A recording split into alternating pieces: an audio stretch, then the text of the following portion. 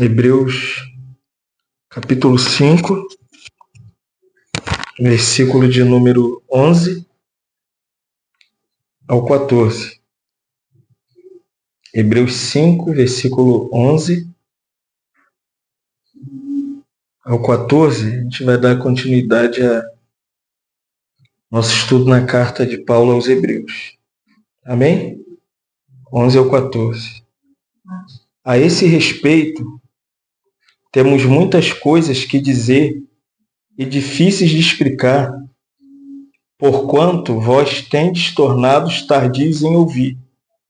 Pois com efeito, quando devias ser mestre, atendendo ao tempo decorrido, tendes necessidade que alguém vos ensine de novo quais são os princípios elementares dos oráculos de Deus, assim vos tornastes como necessitados de leite e não de alimento sólido. Ora, todo aquele que se alimenta de leite é inexperiente na palavra da justiça, porque é uma criança.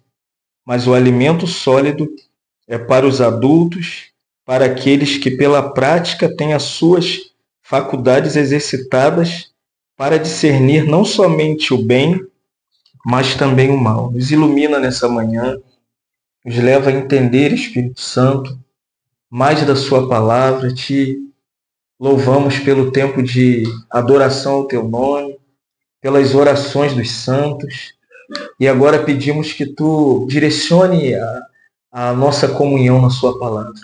Fala conosco, Espírito Santo, fala ao nosso coração nessa manhã. Queremos aprender mais e mais de ti neste dia. Em nome de Jesus que oramos. Nós temos caminhado em Hebreus e essa parte da carta de Paulo aos Hebreus, ela é um tanto esclarecedora para a gente diante de muitas atitudes que a gente vê em alguns filhos de Deus, né? Porque nesses versículos 11, 12, 13 e 14, Paulo vai tratar de um assunto que a gente poderia dizer, chega a ser criterioso. Né? Paulo vai tratar do assunto do crescimento espiritual, ou a maturidade espiritual dos servos de Deus, dos filhos de Deus na igreja local. E o contexto, nós já vimos, a nossa última mensagem, nós vimos que Jesus é o autor da nossa salvação, a fonte da nossa salvação, e nós vimos que esse que nos salva nos deu fé para crermos. E essa fé é um dom que ele nos deu, e esse dom que ele nos deu, que é a fé, agora é a nossa fé. Então a gente precisa pegar aquilo que o Senhor nos deu e usar. Hebreus 11, 6, Paulo diz que sem fé é impossível agradar a Deus. E é necessário que aquele que se aproxima de Deus creia que ele existe e ele é galardoador daqueles que o buscam. Então o caminho da fé é o caminho do crescimento. Não existe fé sem crescimento. Por isso que Pedro falou, né, que diante das limitações que ele via nele, entender o que o Senhor estava fazendo, ele falou: Senhor, aumenta-nos a fé. Porque a fé, ela não pode passar 10, 20, 30 anos e a gente permanecer a mesma pessoa, irmãos. Somos chamados para crescer espiritualmente, para a maturidade espiritual. Então Paulo diz assim: olha, eu tenho muitas coisas aqui para falar com vocês, mas eu percebo que vocês têm dificuldades em ouvir o que eu tenho para falar. Vocês são tardios em ouvir. E me parece que hoje a maior dificuldade das pessoas não é congregar, não é reunir. A dificuldade das pessoas é ouvir, entender e praticar o que ouviu. É isso que Paulo está dizendo aqui no versículo 11. Eu teria tantas coisas para falar para vocês, mas vocês não entendem o que eu estou falando, vocês não compreendem o que eu estou falando. Então, o que Paulo está mostrando aqui é o que Provérbios 13:4, Salomão chama de preguiça. O que é ser tardio em ouvir? É que os hebreus se tornaram lentos e preguiçosos. Qual é a fraqueza dos crentes hebreus? É que em vez deles prosseguir, avançar, crescer, eles ficaram na rede espiritual. Não é assim que a gente faz? A gente, né, depois do almoço, a gente prepara uma rede, um lugar confortável para deitar. Foi isso que os hebreus fizeram. Em vez deles esperarem no Senhor somente, eles deveriam crescer espiritualmente. E Provérbios diz assim: o preguiçoso deseja e nada tem, mas a alma dos diligentes se farta. O que Salomão quer dizer? Se você quer deixar de ser tardio em ouvir e parar de não praticar a palavra, você precisa largar esse envolvimento de preguiça, essa vida preguiçosa, né? O que a gente precisa? Salomão diz, a gente precisa ser diligente. Por que a gente precisa ser diligente? Porque se a gente não coloca o nosso coração em praticar a palavra que a gente ouve, a gente vai ser crente igual os demônios. Tiago diz, você crê que Deus existe? Fizeste bem. Ser cristão, irmãos, não quer dizer que você é filho de Deus, não. E a igreja, entre aspas, não quer dizer que você é filho de Deus, não. Tomar Santa Ceia, ser batizado nas águas, nenhum desses itens externos prova que você é cristão. Tiago diz assim, porque os demônios creem e tremem. Então, o que prova que eu sou cristão? Tiago diz que a fé sem obras é morta. Então, se eu criar, essa fé que eu tenho, ela precisa me tirar da rede espiritual, daquele lugar de preguiça. Eu preciso me tornar uma pessoa diligente. É como Provérbios 21, 25, Salomão diz, o preguiçoso morre desejando. A pessoa quer, imagina, na vida natural, a pessoa quer conquistar, quer ter um carro, quer ter uma casa, e ela não acorda de manhã, ela não vai trabalhar, ela não tem horário, igual ontem na Forja. Você viu o filme ontem? Ele quer um emprego, Deus deu um emprego. Aí Deus abriu a porta. Ó, você tem que estar em tal horário aqui. Viu o cara falando para ele na Forja? A empresa depende de você nesse horário aqui para o seu crescimento. Assim é na vida espiritual, irmãos. Se você é salvo, você precisa aprender a largar a preguiça e parar de ficar desejando. Salomão disse, porque as suas mãos não querem trabalhar. E a vida cristã, Jesus falou assim, o reino de Deus é tomado por violência. Depois que você creu, se tornou filho de Deus, agora precisa trabalhar. Não pode ser ocioso, não pode ser preguiçoso, tem que ser diligente. Eu sou calvinista, mas tem uns que caem nessa rede espiritual. Uma vez salvo, salvo para sempre. Pode beber, pode fumar, pode roubar. Não, irmão. Se Deus te salvou, o resultado da salvação é que primeiro, você é diligente. Segundo, é que você trabalha a sua salvação. Ah, mas Efésios 2,8 diz, pela graça sois salvos mediante a fé. Olha o 9. Isso não vem de vós, é dom de Deus, não de obra. Tá vendo? Não tem obra. Você esqueceu de ler o versículo 10. Porque no versículo 10 de Efésios 2, Paulo diz que fomos criados para as boas obras, as quais Deus preparou de antemão para que andássemos nela, irmãos.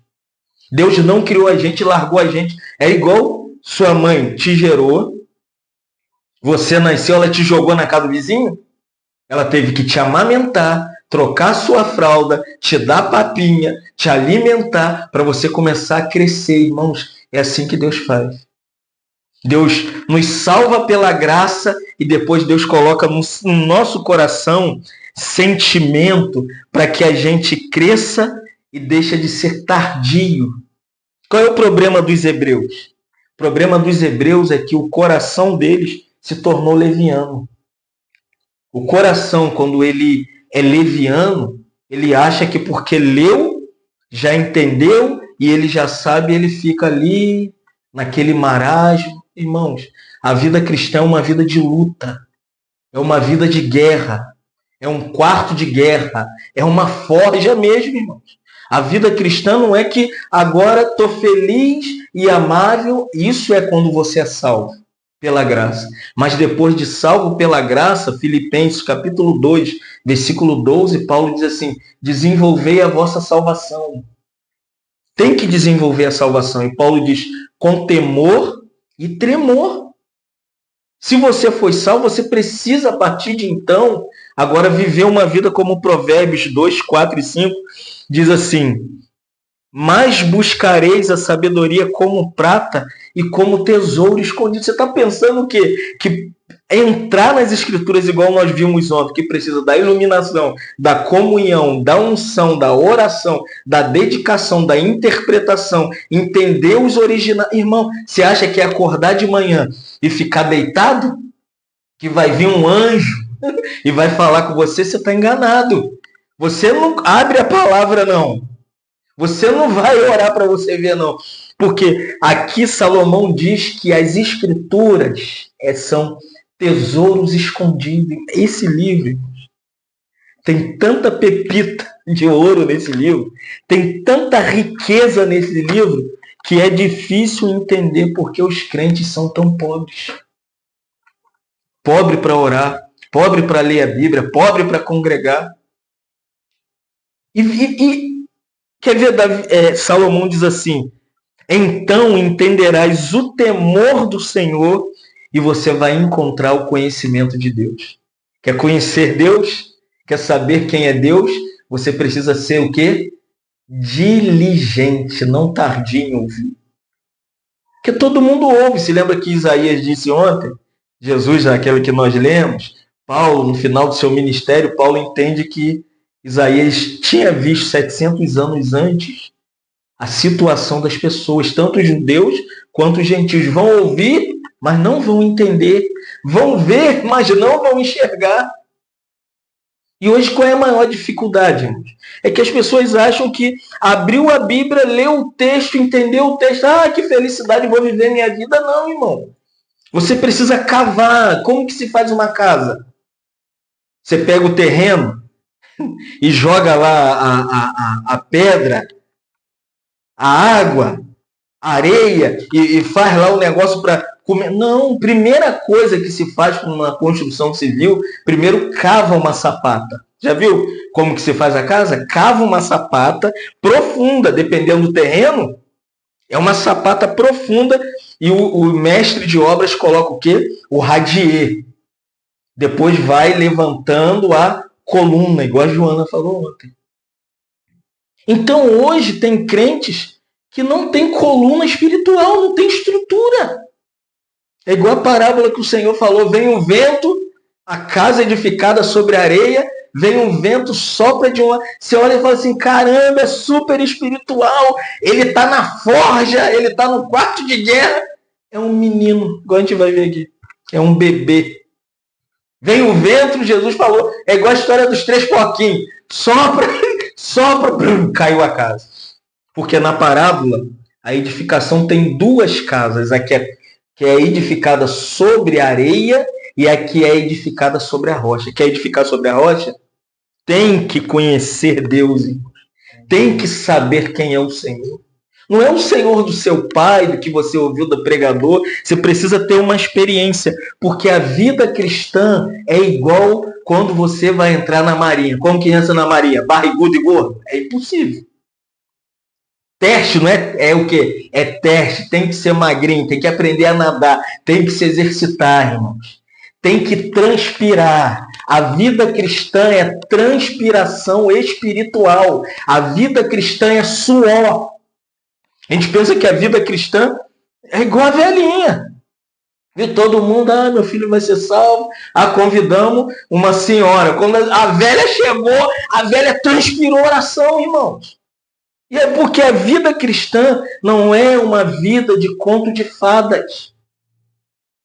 Se lembra o Paulo orando? É ele mesmo, Satanás, irmãos. Pedro diz, está ao nosso derredor, ele está aqui agora. Ao nosso derredor, bramando como um leão, buscando quem possa tragar. A vida cristã exige luta, guerra, quarto de oração, é uma forja, discipulado. Olha como Paulo diz em Filipenses 2, 12 a 14. Não que eu tenha já recebido ou obtido a perfeição, não chegando à perfeição. Por isso a vida cristã é um progresso. Paulo diz, mas prossigo. O que é a vida cristã? Prossegui para conquistar aquilo porque também fui conquistado. Cristo Jesus, Paulo diz assim: irmãos, quanto a mim, eu ainda não alcancei, mas uma coisa faço, esquecendo-me das coisas que para trás ficam. Paulo diz: eu avanço. Olha os termos que Paulo usa. Prosseguir, olha os verbos de ataque.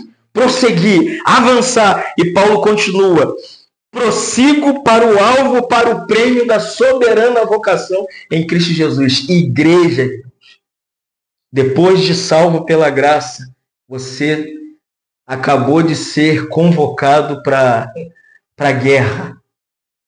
Tem que suar, tem que transpirar, tem que lutar, senão você se torna orgulhoso, ocioso e gordo.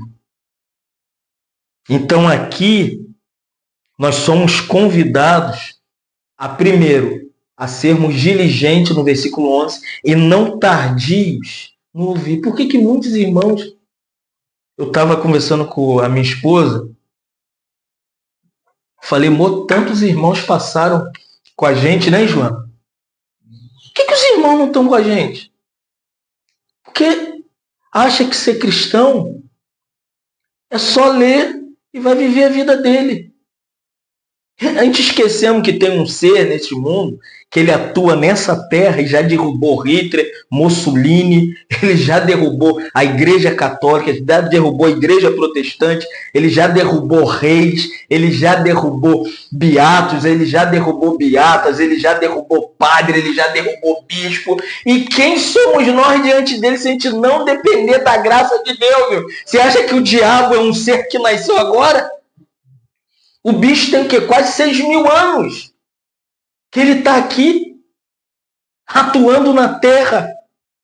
Ele acusou Jó, ele acusou Josué, ele estava no deserto tentando o Senhor. Ele não para, irmãos, é a gente que para. Paulo diz, eu prossigo. O que a gente faz? Eu paro. Eu avanço. O que a gente faz? Fica estagnado, irmãos. Vai acontecer isso que está acontecendo com esse irmão aí que ele estava conversando. Acha que chegou no ápice, né? Agora eu entendi tudo, porque eu li 5 livros de teologia. Você está enganado. O maior teólogo do universo é o diabo, irmão. O que ele usou em Mateus 4? A Bíblia. A gente acha que o diabo está na quimbanda, na umbanda, no carro. Você está enganado, irmão. O diabo tem atuado em muitos centros chamados evangélicos, em muitas mentes cristãs. Então Paulo aqui nos adverte, e também não só os hebreus, mas a gente também, Paulo diz assim, olha, no versículo 12, com efeito, vocês já deviam ser mestres. A pergunta agora, quantos anos tinha que a igreja dos hebreus existia? 7 anos. 7 anos, Paulo diz, vocês já deveriam ser mestres. Vou falar de 3 áreas que não só os hebreus, mas a gente também já deveria ser mestre. Na nossa casa, no cuidado um com o outro e nas irmãs com as irmãs. Você sabia disso?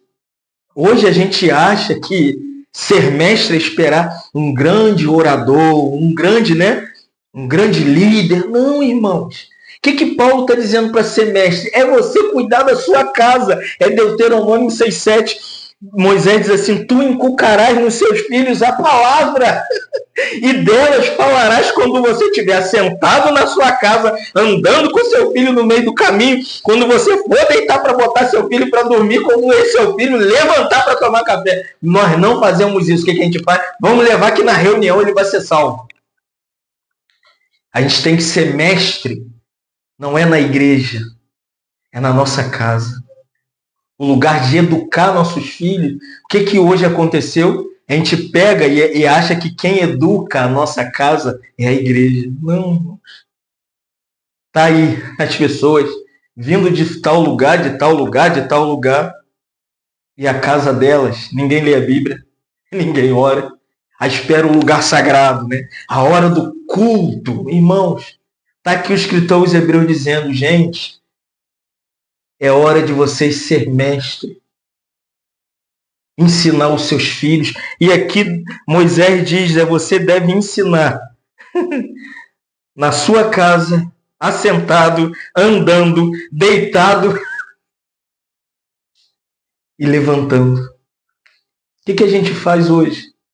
Espera, a quarta-feira tem reunião. É lá que você... Não, irmãos. A nossa casa, você lembra de Josué 24:15?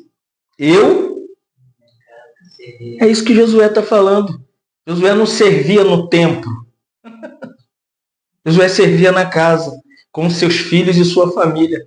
E, segundo, os homens devem ajudar os outros homens. A gente acha que tem que ir para o seminário e que lá vai ter um mestre. Não, olha só, Tito, 2 Timóteo 2:2, Paulo diz assim: e o que de minha parte, Timóteo, você ouviu, transmite a homens fiéis e que têm idoneidade, para que esses também instruam outros. Você quer ver o maior centro de treinamento da igreja? É um passando para o outro. Eu passo para o Derek passa para o Paulo passa para o outro, e o Paulo vai passando. Viu a forja? Eu gravei tudo, apesar que eu estava dormindo. O negão falou, o tio dele falou, há 15 anos o fulano me discipula. Entendeu? Ó, há 15 anos aquele círculo, olha o nome do filme, foi forjado. Caráter, vida cristã, vida familiar, vida social. E a gente acha que quem treina as pessoas é o seminário. Claro, se quiser, vai. Se sente chamado, vai. Terceiro, aqui é outro lugar de ensino que hoje a igreja peca. A Mara até falou, a gente tem até que orar sobre isso. Senhor, reunir vocês, terem comunhão. Olha como Tito 2, 3 e 4 diz. Quantas mulheres maduras... Madura não é que tem 70 anos, entendeu? Ela pode ter 20 anos e ter maturidade. Quando Deus veio falar lá para gerar Jesus, ele não procurou uma velha. Mas também poderia ser uma velha, ele visitou Ana, entendeu? Mas ele procurou Maria, era uma jovem. Maria, quantos anos tinha Maria, você sabe? Quer saber quantos anos tinha Maria? 14 anos. 14 para 15 anos, era uma menina. E o Espírito Santo apareceu. É isso que Paulo está dizendo. Não é que é velha na idade. Claro, se chegou a 70 anos, quanto Joana andou? Quando ela começa a falar, a gente fala, caramba! Aracaju, sei lá o quê. A mulher andou o mundo todo. Porque a maturidade, irmãos, é algo que é necessário à igreja.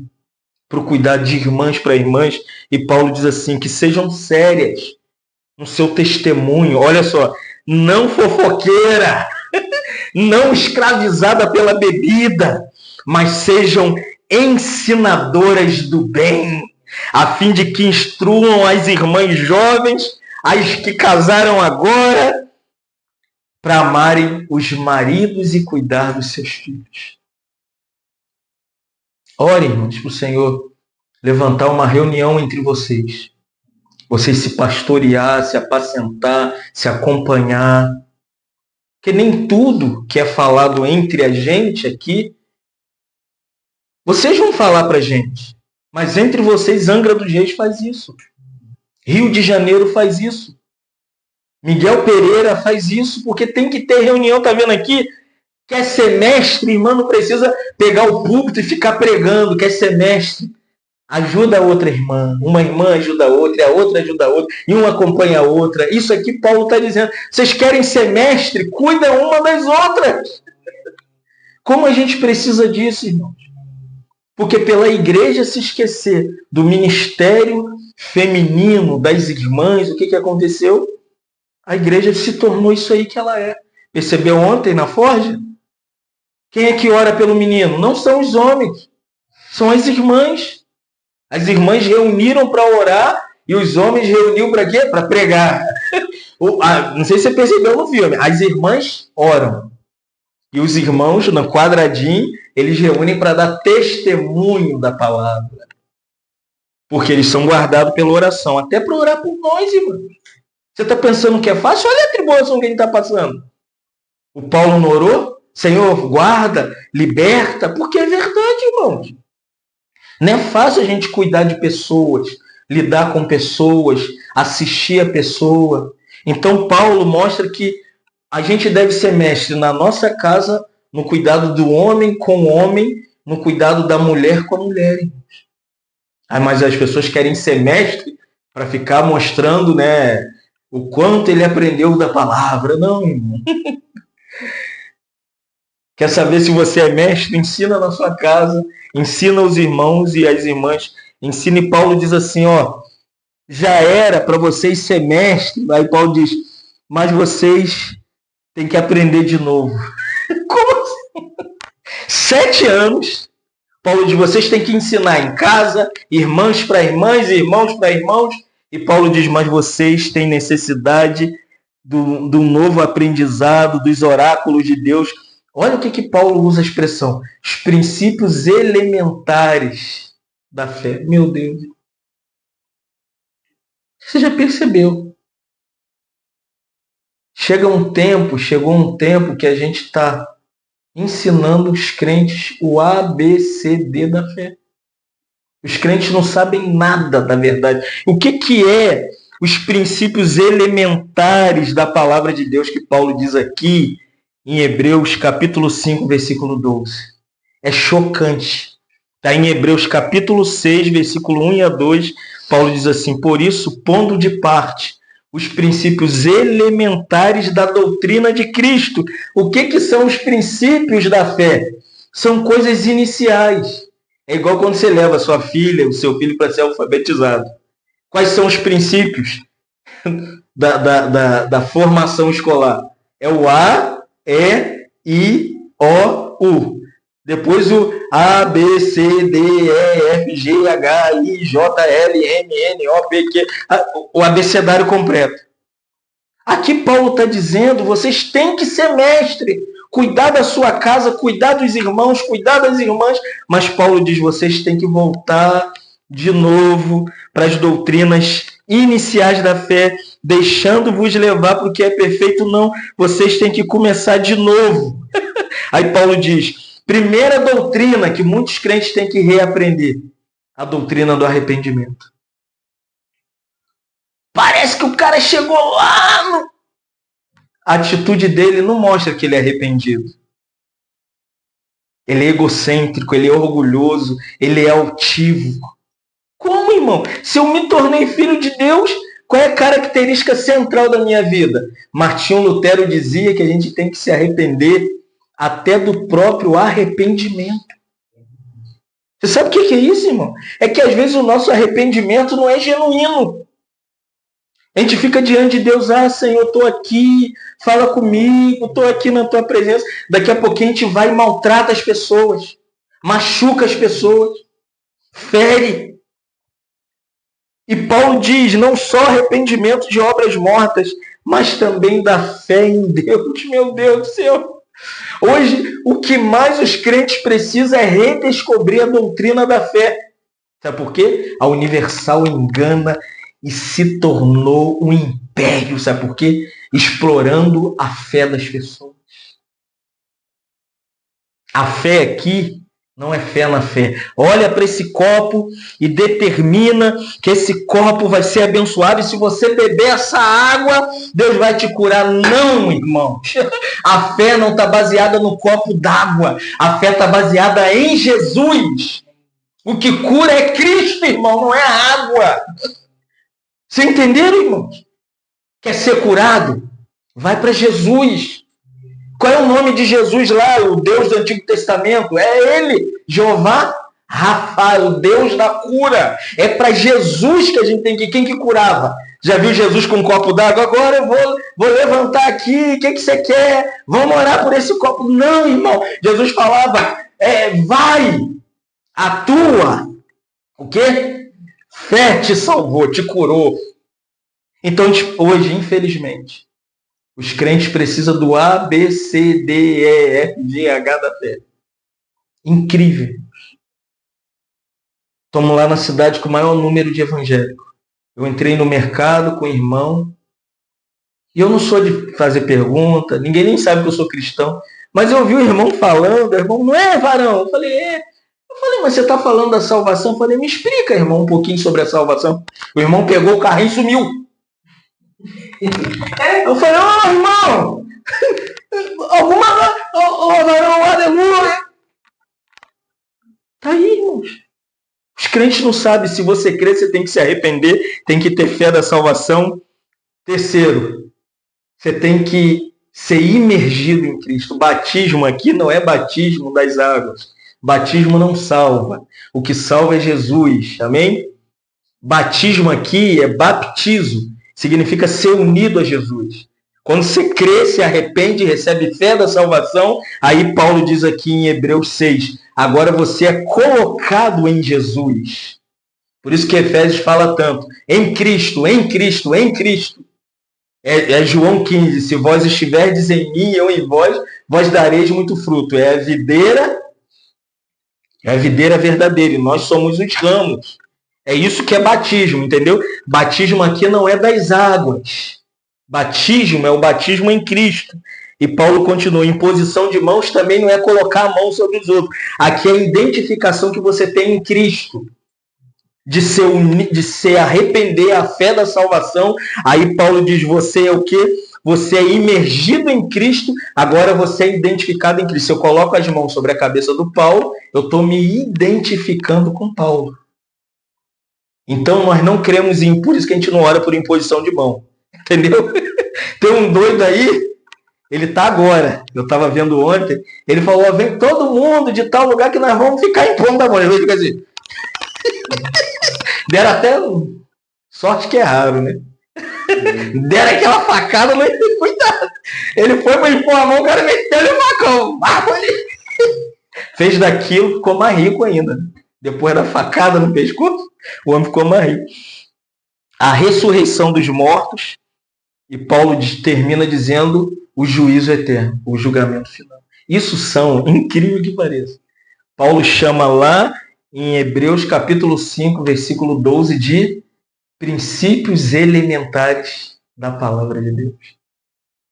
E aqui em Hebreus 6:1, Paulo chama de as doutrinas iniciais de Jesus Cristo. Incrível, né? Senta com qualquer pessoa e pergunta, me explica a doutrina do arrependimento, a doutrina da fé, a doutrina do batismo, a doutrina da imposição. Isso é doutrina. A doutrina da ressurreição e a doutrina dos últimos dias. Ninguém sabe. Senta! Chega lá no quintal, pega essa listinha. Eu fiz isso no quintal da Hélio. O primo dela que é pastor. Eu falei, muito tupetudo. Eu falei, e aí, me explica a doutrina do arrependimento? Mistério. Entenderam, irmãos? Porque, infelizmente, em vez dos crentes ser mestres, os crentes, Paulo vai dizer aqui, né? Olha só que coisa linda. Olha que coisa linda, Paulo diz. Vocês se tornaram necessitados de leite, meu Deus do céu, e não de alimento sólido. Vamos ser sinceros, a maioria dos filhos de Deus estão atrás de quê? Leitinho. São criados a todinho. A maioria dos crentes você não pode dar-lhe uma rabada, uma feijoada, um mocotó, eles não aguentam. Mata.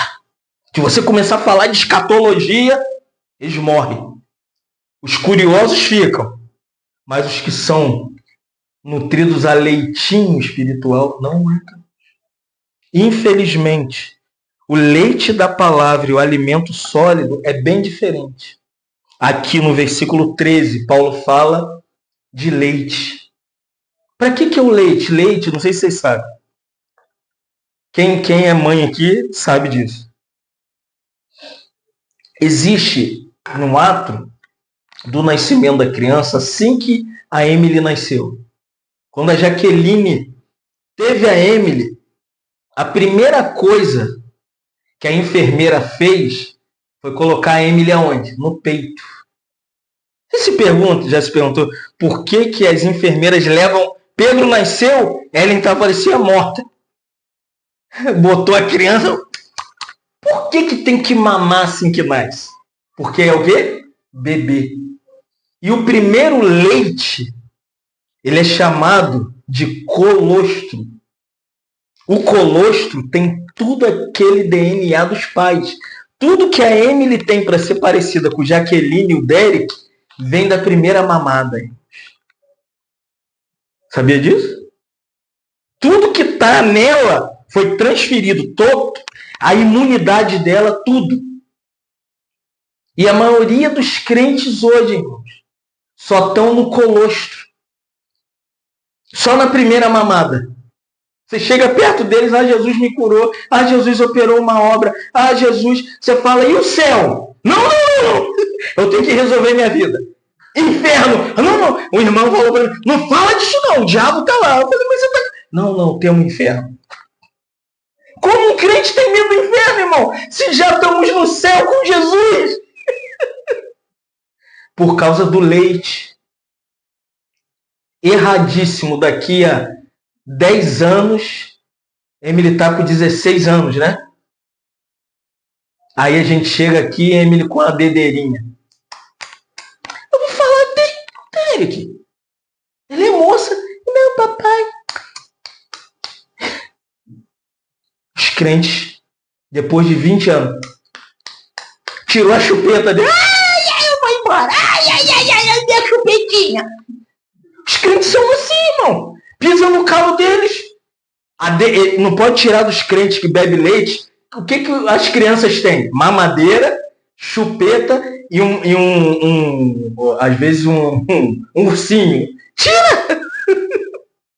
Tira o ursinho, tira a mamadeira e tira a chupetinha espiritual dos crentes hoje, que vive atrás de leite.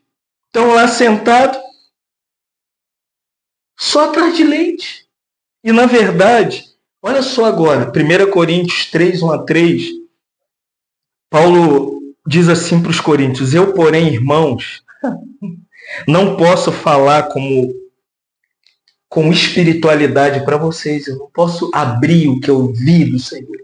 Paulo diz assim, porque vocês são carnais. Quem são os carnais da igreja? As crianças espirituais. Você tirou a chupetinha dele, o ministériozinho dele é a chupetinha. Me dá essa chupeta. Ele, não vou mais não. Não vou mais não. Você tem que ter maturidade, irmãos. Aprender a perder a chupeta, a mamadeira, o ursinho da frente. Tem que abandonar as coisas de criança, irmãos. Você tem que aprender, olha como Paulo diz, leite vos dei a beber, porque vocês não aguentam alimento sólido, vocês não suportam coisas sólidas, nem podes porque vocês são carnais. Como que um bebê se comporta? Olha como Paulo vai dizer, porque havendo característica de crente bebê infantil na igreja, e até entre nós, são ciumentos, gostam de contenda, são carnais e seguem homens. Quer saber um crente infantil? Primeiro, ele gosta de primeiro lugar de honra, destaque, tapinha nas costas. Ele gosta que admire a chupeta. Que chupetinha bonita. Qual é a cor dessa chupeta colorida? Tem uma chupetinha que acende, né? Já vi as crianças que usam com sapatinho que acende. Aí você fala, isso, o sapato brilha, mano. O sapato acende. Ele fica todo bom. Mas Lloyd Jones terminou de ministrar em Londres. Quando ele desceu, a irmã chegou e falou, que mensagem? Lloyd Jones fitou o olho na irmã. Falou assim, tá bom, irmã. Muito bom, né? Mas a senhora não é a primeira a falar, não. O primeiro a me elogiar foi o diabo. A irmã falou, se arrepende. Irmão, nós não precisamos de elogio. Tapinha nas costas. O primeiro lugar. Que o Senhor nos deu. Amém. Se o Senhor não nos deu, amém também. Se o Senhor não nos chamou para ministrar, amém. Se o Senhor nos chamou para cuidar dos outros, amém. Se não, irmão, o problema é que as crianças são enciumadas. Você lembra de Pedro e ela? Qual era o ciúme de Pedro? Que esse irmão que o brinquedo dela da Emily era dele. Aí ficaram aqui, Pedro. E Emily corria. E criança é assim, irmãos. E tá cheio de crente ciumento, crente briguento, crente carnal. Paulo diz, e crente que quer seguir homens. Verdade ou mentira, irmão? Quer saber se ele é criança? Ele está atrás de ministério de homens. Quando ele enjoa daquele, ele vai para o outro. Enjoa do outro, ele vai para o outro. Enjoa, ele segue. O que criança faz? Segue a sua própria direção. Ele não está seguindo o Senhor. E 1 Pedro 2,2, Pedro diz assim, desejai ardentemente como criança recém-nascida o leite da palavra, mas não pode ficar no leite para sempre, irmão.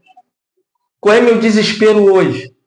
É que a maioria dos irmãos estão satisfeitos com leite. Leite é bom, imagina que Emily fique comendo maçã daqui a 30 anos, a gente vê Emily. Quantas maçãs você comeu? 30, irmão. A gente tem que encontrar a Emily inteira, casada, formada, com educação. E os crentes hoje, passou 15 anos, tá com a maçã. Ah, vamos largar essa maçã, vamos amadurecer, isso aí tá... Não mexe com a maçã. Sim que é, irmãos.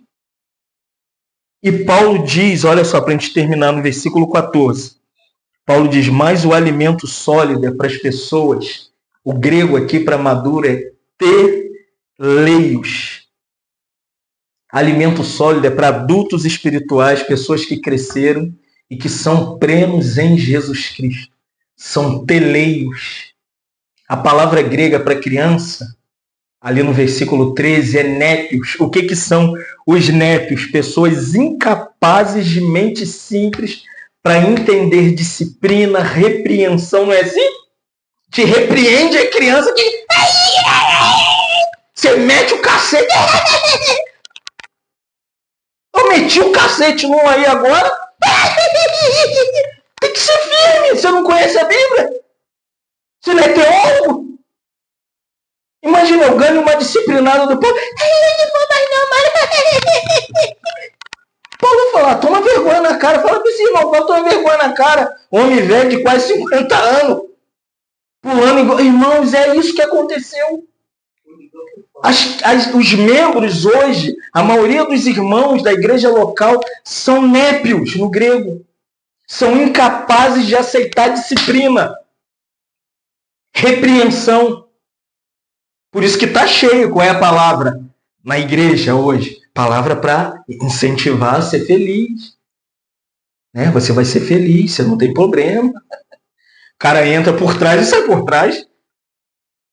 Não machuca ninguém, mas os adultos, Paulo diz assim, Efésios 4, 13 e 14, Paulo diz assim, até que todos cheguemos à unidade da fé, o pleno conhecimento do Filho de Deus, Paulo diz, ao perfeito varão. O que Deus busca? Não é uma igreja infantil. Deus quer um varão perfeito. Deus quer Derek daqui a 20 anos, com essa barba branca e maior, e mais careca. Quanto mais careca, é melhor. Varão, aqui. Paulo diz, Deus busca uma perfeita varonilidade. Hoje os crentes têm alma de mulher. Já viu os crentes com alma de mulher? Eu tenho pavor de homem com alma de mulher. Homem tem que ser igual a gente é, Derek. Paulo. Firme. Você sabe a palavra hebraica para varão? Vou traduzir, perdão, quem estiver vendo, mas eu vou falar. Varão é que urina para trás. Varão tem respeito. O que é urinar para trás? Para ninguém ver, ele tem decência. É daí que vem a palavra varão. É homem de honra. Homem que se guarda. Hoje os crentes, irmãos, não tem honra, não se guarda, não se protege, não cuida da família, não cuida da igreja, não cuida nem dele. Como nós vamos chegar aqui em Efésios 4,13, que Paulo diz que tem que ser um varão perfeito, e Paulo diz, a medida da estatura de Jesus. Você sabe o foco e o propósito de Deus, no final? é que você alcance o tamanho de Cristo. A gente acha que aí é a igreja. Sentar para ouvir a palavra, você está enganado. O que Deus quer da gente é crescimento. Por isso que a primeira vez que os cristãos são chamados de cristãos em Atos dos Apóstolos é porque eles não sabiam como identificar a igreja primitiva. Um olhou para o outro e falou, como a gente vai chamar aquele grupo lá escondido naquela casa? Ela falou, vamos chamar eles de cristianos. Sabe o que é cristianos no grego? Pequeno Jesus. Cadê o pequeno Jesus? Ninguém parece com Jesus. Parece com isso, parece com aquilo, parece com o Fluminense, parece com o Botafogo. O status é Botafogo, o status é Criciúma. O irmão falou assim, você é extremamente religioso, seu status. Mas é isso que eu sou, irmão. Eu vou botar lá que eu tô feliz. Vai ser até estranho. Ninguém nunca viu minha cara. Até para gravar eu lutei para isso aqui. Joana sabe. Não, irmão, tem que gravar. Atende mais as pessoas e atende mais mesmo. Porque o que Deus quer não é a nossa aparência. Deus quer Jesus, irmãos e irmãs. Em Colossos, Paulo diz, Cristo em nós, a esperança da glória. Terminando, Paulo diz assim. Mesma coisa que ele falou lá em Hebreus 5 e 6, fala em 1 Coríntios 3 e em Efésios 4, Paulo diz assim, não como um menino. Entendeu? Tem que ser crescido igual Jesus. Aí Paulo diz, não seja como um menino. O que é um menino? Paulo diz, ele é agitado. Já viu meu menino, Pedro? Agitado.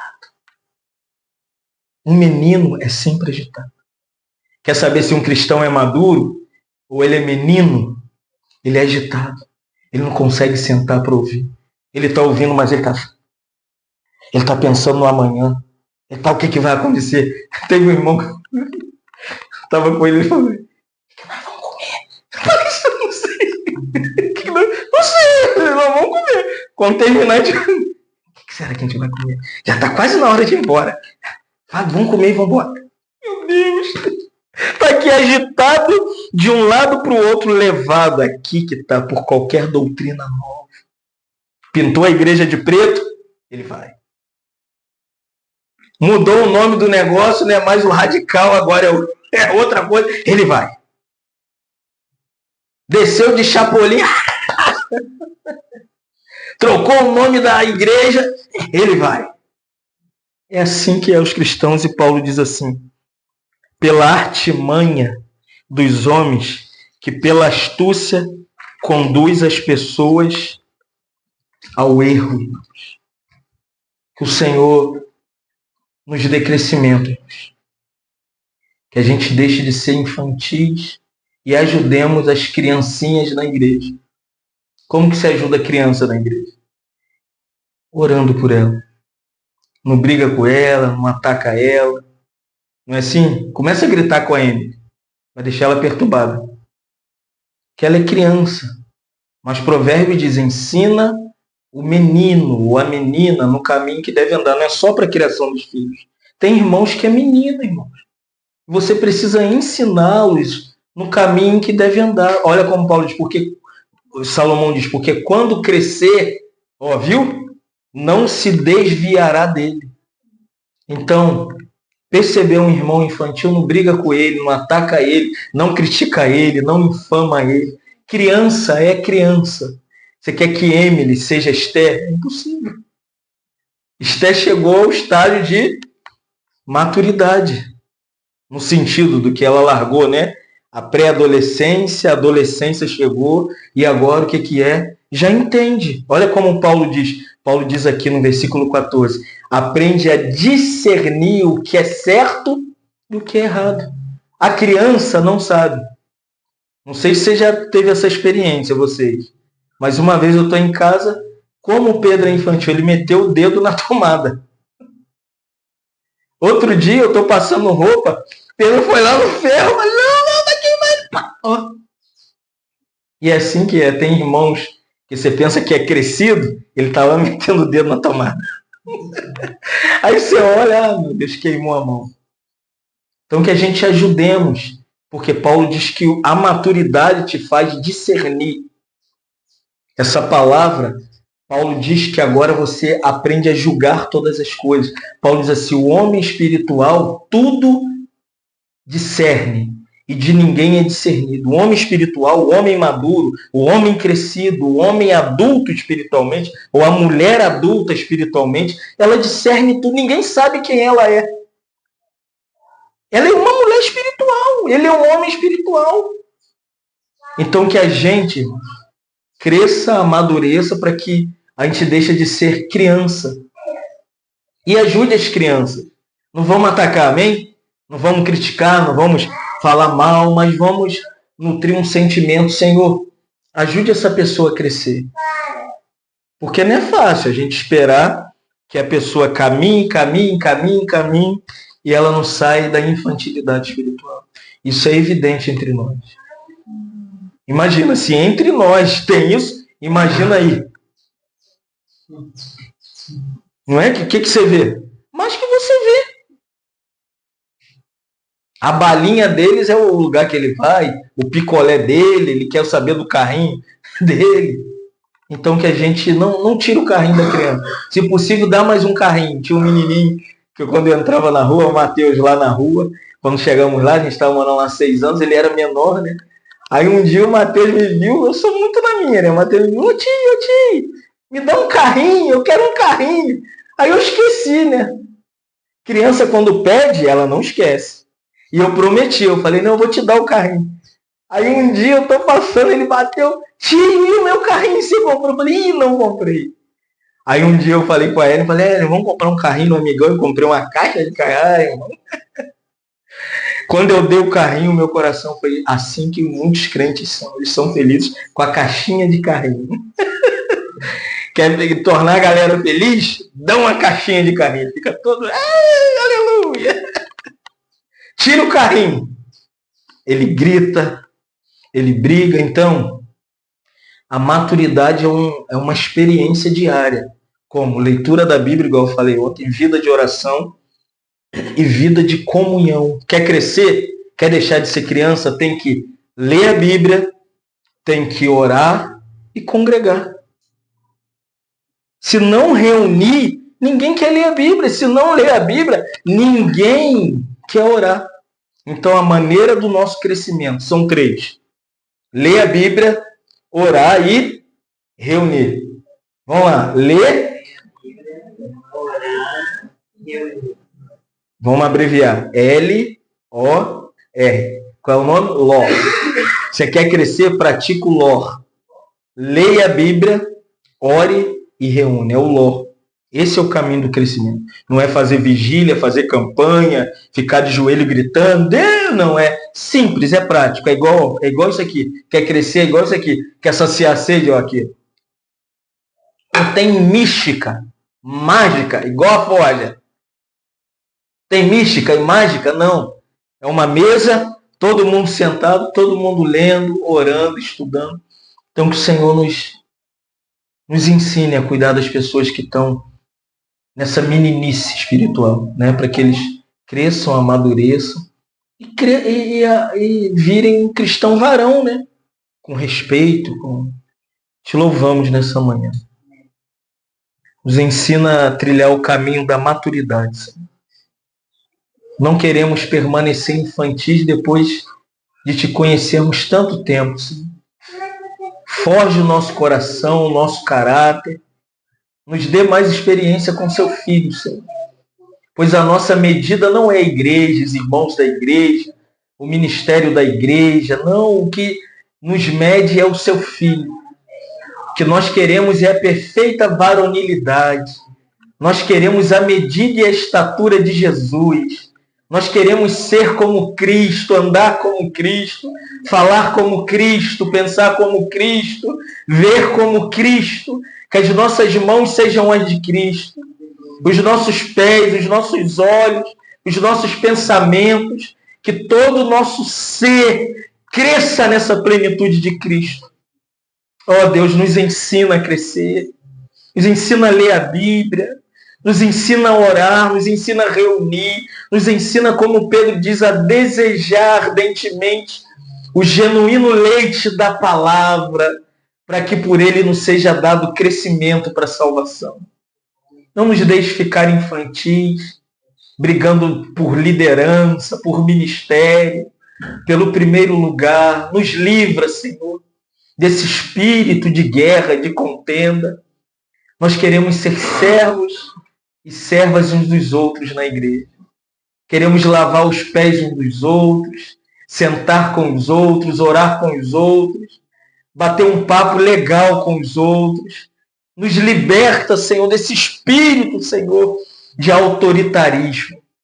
Nós queremos ser irmãos, como o próprio Senhor nos ensinou, que os gentios têm seus governadores e líderes, mas vós sois irmãos uns dos outros. Nos ensina a amar os irmãos, a lavar os pés dos irmãos, a amá-los do jeito que eles são, Senhor. É o que nós te pedimos nessa manhã, em nome de Jesus. Amém. Amém.